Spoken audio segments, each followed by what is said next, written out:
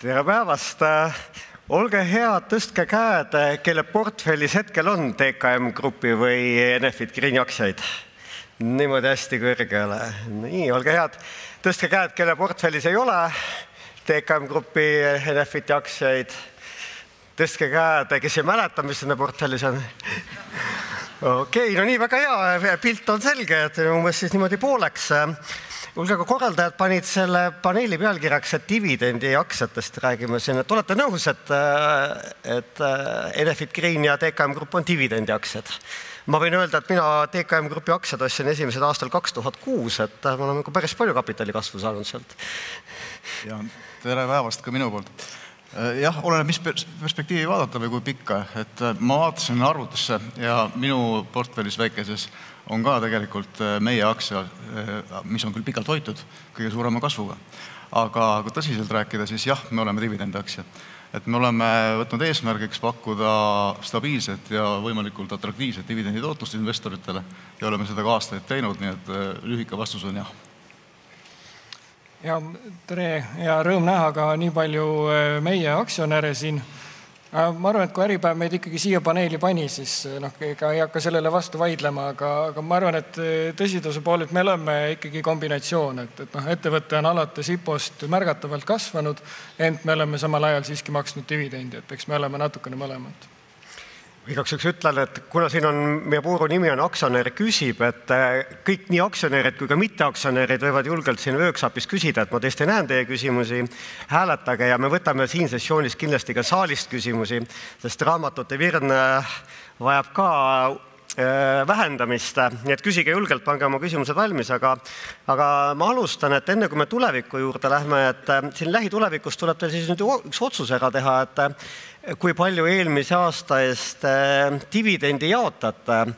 Et ma saan aru, et siin mõlemad ettevõtted olete murelikuks teinud aktsionärid, et eile oli uudis, et kaubamaja dividendi pärast ollakse mures, aga ma saan aru, et eesmärk on ikkagi sellist atraktiivset dividendi pakkuda. Et kas võib kindel olla, et sel aastal tuleb väiksem dividend kui eelmisel aastal? No ma oleks olnud väga pettunud, kui sellist küsimust ei oleks tulnud, et palju dividend tuleb, aga loomulikult me ei saa sellele vastata. Me oleme tegelikult päris selgelt kirjutanud ja väga mitu korda ka rääkinud, et millest me nende dividendi ettepanekute juures lähtume. Et seal hästi lihtsustatud on nagu neli nagu vundamendi sammast. Et loomulikult maksta saab seda, mida on eelneval perioodil või perioodidel teenitud, ehk siis kuidas meil läinud on. Selle kohta me nüüd auditeerimata tulemused andsime. Siis me vaatame tulevikku, et millised on meie plaanid, eelarved, prognoosid, uskumused järgnevaks perioodiks, et kuidas meil seal läheb. Siis me vaatame, et kuidas me saaksime järgnevatel perioodidel dividende maksta, et millised on meie investeeringud, millised on meie vajadused, millised on meie riskistsenaariumid ja puhverid ja loomulikult ka siis seda, et milline see atraktiivne dividendi määr investori jaoks üldse selles majanduskeskkonnas on. Et millega olla nagu huvitav investoritele. Et need 4 asja ja nendest kokku dividendi ettepanek tuleb. Milline ta nüüd sel aastal saab olema? Me oleme need arvutusi juba teinud ja alustanud, aga seda me siis avaldame oma ettepanekuna koos aktsionäride koosoleku kokkukutsumise teatega. Umbes 6 aja pärast, jah? Umbes 6 aja pärast, jah. No ma tegin ka natuke arvutusi, et ma vaatasin, et siin eelmisel aastal teenisite ärist umbes 73 miljonit, 23 investeerisite, 50 miljonit jäid nagu kätte, okei, sealt osa läheb laenudeks tagasi, aga kui eelmise aasta dividendi maksta, et siis 35 miljonit koos maksudega on selleks vaja ju. Nendelt rahaliselt oleks võimalik, et oleks niisugune soov aktsionäre rõõmustada? No ma ei saa selle spekulatsiooniga kuidagi kaasa minna, et rahaliselt on väga palju asju võimalik. Aga kus see nagu mõistlik on, et tagada nagu ettevõttele jätkusuutlik strateegia investeerimise poole pealt ja mis kannatab nagu välja maksta, et me alles ikkagi veel arvutame. Kuidas see olukord praegu üldse on, et tegevjuhina tulla välja tulemustega, kus nagu tulud väga ei kasva või pigem langevad, kulud aga kasvavad nagu hoogsalt, et kas see võtab tooli kõikuma ka või NG Grupp suhtub rahulikult sellesse, et me näeme nüüd, et ka põhjas saab päris ikkagi ettevõte on kasumlik ja teeb tulemused ära? Me suhtume rahulikult, jah. Ma arvan, et ma olen täitsa kindel, et meie ettevõtted on täna kõik eraldi võetuna tugevamad kui aasta tagasi või 2 aastat või 3 aastat tagasi. Et me vaatame sellise mõõduka optimismiga tulevikku, et see järgmine käesolev aasta siis liiga kerge ei saa olema, et ma ei ole nüüd nendega nõus, kes ütlevad, et kohe-kohe hakkab majandus kasvama, ma ei näe selleks kuidagi mingit kütust. Pigem ma ei ole ka nendega nõus, kes ütlevad, et me oleme põhjast läbi, et me oleme ikkagi põhjas praegu ja kui lauge ja värelev see põhi saab nagu olema ja millal see tõus siis nagu täpselt hakkab, hullemaks ei lähe. Aga liiga kerge aasta see kindlasti ei tule, üldiselt. Aga kui nüüd rääkida meist, siis meie ettevõtetel on kõigil selge silmavaade ja omad plaanid ja potentsiaal olemas. Nende juurde tuleme, aga Enefiti kohta ka siin on kirjutatud, et sära on tuhmunud. Ma saan aru, et teil vist hetkel katseaeg jookseb, eks uue juhina, et siis uuesti nagu läikima lüüa see sära, et ma saan aru, et Soomest on siht nagu ära tulla aga eelmisel aastal ehmatasite sellise suhteliselt madalama dividendiga, samas dividendipoliitika on paigas, eks selle dividendi kujunemist on nagu hea jälgida. Saame siis nüüd sellel aastal kõrgema dividendi kui möödunud perioodide eest. Esiteks pean täpsustama seda, et ega juhatuse liikmel on katseaeg kogu aeg. Et meile ükskõik kaua sa oled olnud, et võib kogu aeg minema saata, aga sära tuhmub, ma ei tea, soovitaksin natuke uuemaid uudiseid sul lugeda, et me siin mõned päevad tagasi ikkagi avaldasime ju oma siis eelmise aasta viimase kuu tootmistulemused ja kasvasime peaaegu 2 korda aastases võrdluses detsembri tootmistulemustega ja samamoodi aastases baasis ka 40%, et ma ei tea, et kui sa võtad korraks selle nime sealt kõrvale ja vaataksid nagu faktidele otsa, et kas ütleksid, et selline ettevõte tegelikult tuhmub, et ei kõla päris niimoodi ja ma arvan, et me oleme selgelt jõudmas ühe suure kasvu etappi lõpusirgele, et see on see, mida tegelikult meie ju ka IPO ajal lugesime, mitmekordset kasvu ja täna me olemegi seda oma tootmisportfellis nägemas, eks ole, et me oleme saanud ikkagi regiooni suurimaks tuuleenergia tootjaks ja samamoodi on meil märgatav osa veel ehituses ja turult ei ole nõudlus taastuvenergia järgi kuhugi kadunud. Võib-olla väike selgitus nendele, kes on vähem niimoodi Enefiti jälginud, et kas tootmine alati võrdub müügiga ja üks asi on toota, siis müüa, aga nulliga võib ju ka müüa, et seal valemil on ka teine pool, et kuidas see nagu siis ikkagi tuluks ja lõpuks kasumiks. Loomulikult seal ei ole üks ühele korrelatsioon, et selles osas on täiesti õigus, et meil oleme osaliselt oma müügimahu osas siis oleme fikseeritud, osaliselt ei ole, eks ole, et seal me mingil määral oleme avatud, aga ma arvan, et mis ka ütleme dividendi kontekstis seda kindlust pakub, ongi täpselt see, et me oleme ikkagi suures osas elektrimüügilepingutega fikseeritud, ehk siis, et väga madalad turutingimused, mis viivad selle, et hind on 0, et need meid üleliia tegelikult negatiivselt ei mõjuta, et pigem on meie tüüpi ettevõttel isegi kohati ohtlikumad väga kõrged hinnad. Läheme tulevikuga edasi, et investor ostab tulevikku, ostab ta siis kapitali kasvu või dividendi. Minu eks-ülemus Kai Realo ütles, et neid poode on juba niigi liiga palju ja siin eile soovitati, et pühapäeviti võiks üldse poed kinni panna, et kas Kaubamaja Grupp siis pigem nagu keskendub tulude suurendamisele või kulude vähendamisele? Tegelikult mõlemat, et kuludega tuleb kõikidel aegadel tööd teha ja võib-olla raskematel aegadel intensiivsemalt. Aga me oleme ikkagi suunatud nagu kasvule. Et ja meie äri ei ole ainult ju tegelikult poodides, et tõesti kõige suurem osa on meil Selver, aga suuruselt teine segment on hoopiski autosegment ja siis tulevad riburadapidi veel teised. Autodest vist ka sellel aastal väga palju oodata ei tasu, vähemalt Eestis. Just nimelt vähemalt Eestis. Et see on ka nii ja naa, et me oleme ka Lätis ja Leedus. Et ma arvan, et see hajutab meid Eesti autoturuga seotud võimalikke riske. Et tõenäoliselt esimene poolaasta vähemalt Eestis autoturg ei kasva, ütleme siis pehmelt. Aga kas Eestist väljamineku suundi on veel rohkem laua peal või pigem mitte? Ei ole. Me oleme ikkagi, meie koduturg on Eesti ja siis natuke laiemalt Baltikumis siis autodega ja kinnisvaraga. ei välista, et veel mingite teenustega või väiksemate liinidega, aga suuremat laienemist Eestist väljapoole ei ole plaanis lähiajal.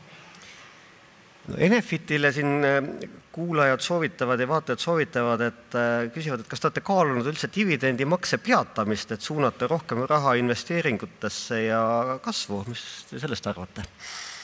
Ma arvan, et see on igati loogiline küsimus. Igale tegevusele, mis me ettevõttes teeme, me vaatame ikkagi aeg-ajalt otsa, et kas need tänases olukorras endiselt pädevad. Ja ma arvan, et täna me olemegi täpselt seal faasis ettevõttega, et suures osas see kasv, mis sai IPO ajal tehtud, on tehtud ja viimased objektid on siis selle aasta jooksul siin valmimas. Ja täpselt see ongi uue fookuse seadmine, et kuhu me paneme selle punkti, et mis on nüüd see tasakaal siis kasvu ja tootmise vahel. Et meist on saanud tänaseks väga suur tootmisettevõte. Et kui varem vaadati võib-olla, et Green oli justkui arendusettevõte ja vaadati meid kui arendajana, et siis endiselt meil on tuleviku väga suur arendusportfell ja põhimõtteliselt turul on endiselt nõudlus olemas. Me oleme Baltikumis endiselt energiadefitsiidis, Poolas samamoodi, eks ole, taastuvenergiat igale poole riigid lubavad, tahavad juurde, et turg on olemas, projektid on olemas, nüüd ongi lihtsalt küsimus selles fookuse seadmises ja selles õige tempo määratlemises, et teha väga targalt investeeringuid õigel hetkel õigetes asukohtades. Ma saan aru, et esmane siht on siis olemasolevatest investeeringutest, et maksimum välja võtta. Absoluutselt just, et selle osatähtsus hakkab järjest kasvama. Et kes ka see aasta on hoolega jälginud, eks ole, Greeni kommentaari ja tegevusi, et selle aasta tulemus sõltus palju sellest, et mis hetkel hakkasid uued tootmisvarad tööle.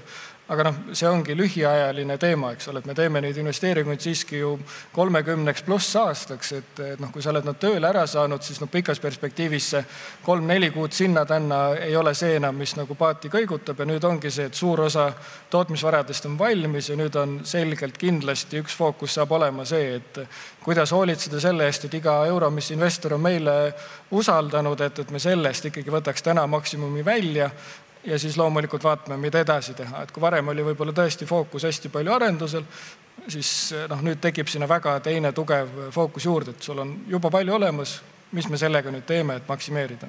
Nii et iga koosolek algab sõnaga efektiivsus.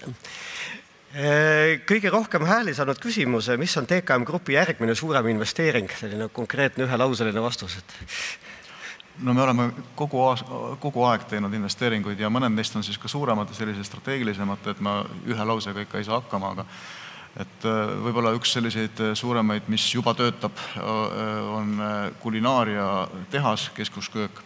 Ja möödunud aastal oli kõige suurem investeering meil logistikakeskus, mis töötab, aga mille potentsiaal avaldub ilmselt aastal 25 ja 26.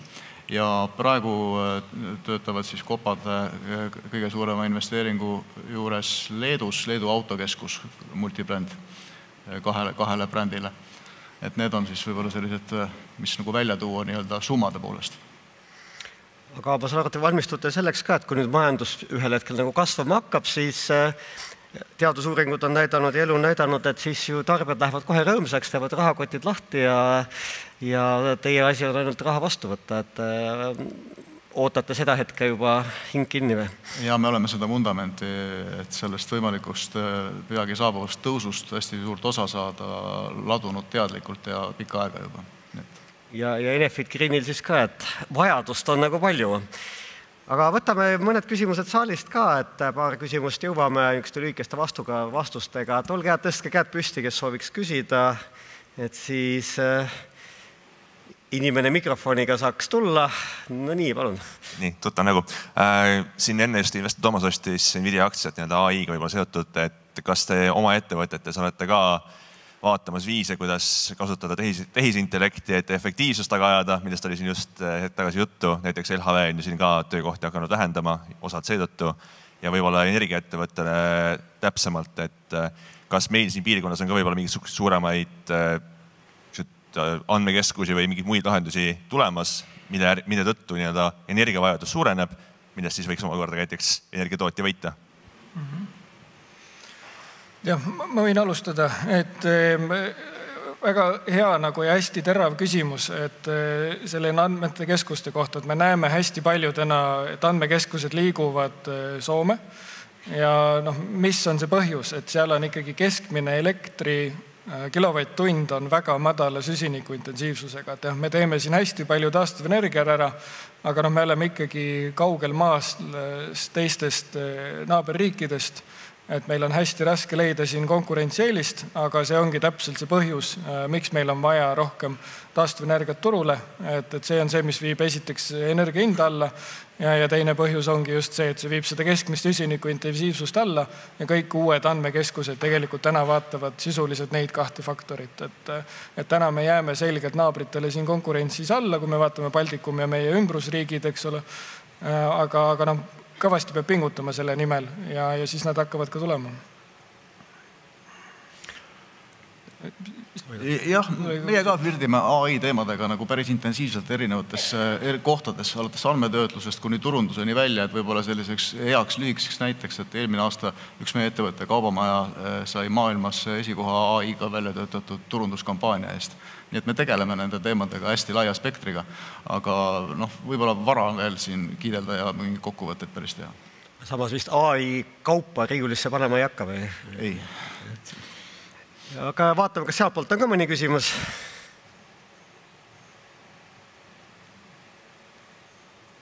Või nii, aga vaatame siit veel viimase küsimuse, mis on siit kõige rohkem hääli saanud. Mis on prognoositav kasum Soome turult väljumisele? See on populaarne küsimus. Mis on kasum Soome turult väljumisel? Ma ütleksin, seda rahalist väärtust me täna ei tea, et seda me lähmegi, eks ole, ju vaatama, et olemegi seal faasis, et uurida, mida siis pakutakse aga ütleme, selline mitte otseselt mõõdetav kasum on ikkagi fookuse seadmine, eks ole. Et tulen tagasi selle juurde, mida ma juba mainisin, et selle üks nagu suurimaid strateegilisi väärtuseid on see, et valida ikkagi täpselt seda, et kuhu sa suunad kogu oma energiat, kuhu sa suunad oma ressurssi ja täna me nägimegi tõesti seda perspektiivi, et meil on targem laieneda Baltikumis, Poolas kui Soomes ja siis tekibki see küsimus, et kui see seal turul edasi ei kasva, et kas siin on mõtet jääda ja sinna siis oma ressurssi ja fookust suunata. Nii et õigel ajal lahkumine on ka üks osa ärist. Absoluutselt. Suur tänu Juhan Aguraiu ja Raul Puussepp. Palju edu. Aitäh. Aitäh.